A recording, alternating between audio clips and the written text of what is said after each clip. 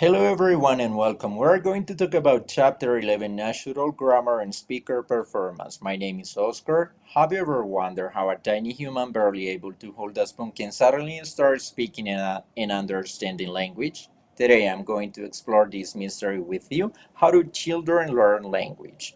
Let's start with the foundation. Long before children utter their first word, they're already thinking. Yes, the mind comes before the mouth. Kids create mental pictures of their world, recognizing a dog, knowing mom's voice, feeling hungry all before they know how to say it. This idea challenges a famous theory by Noam Chomsky, who believed that we're born with an internal grammar system. But thinkers like Piaget believe something else. We learn language because we first develop mentally. In short, thoughts leads and language follows. Second, entities and predicates. Now we're born with language? Not exactly, but we're born with certain mental tools. For example, we naturally recognize objects like ball or table and actions like run or eat. These are known as entities and predicates, and they're the building blocks of early understanding. Think of them as Lego blocks that help us piece together ideas before we even speak. A study by Bever in 1970 supports this. He suggested that we aren't born with grammar, but we are born with the ability to analyze and organize thoughts. This is called modern nativism, kind of like being born with the ingredients, but learning how to cook over time. Learning natural grammar. Let's talk about how kids actually begin to speak first. They understand, then they start collecting words. This is called the lexicon, like a personal dictionary. Only later do they learn to form full sentences, which is where syntax comes in.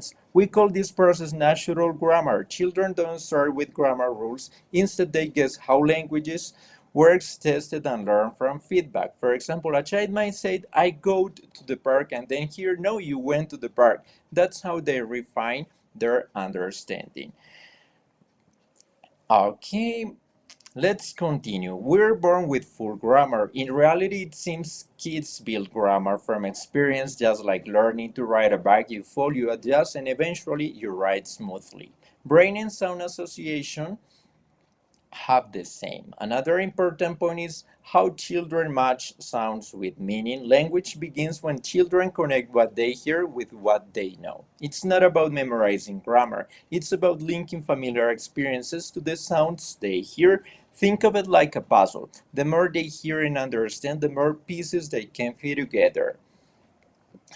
And what have we learned? Thought comes before language. We're born with tools to understand not full grammar. Language is learned gradually, from comprehension to words to syntax. Children build grammar from real life experience. This natural process is both amazing and universal, something every child goes through no matter where they are in the world.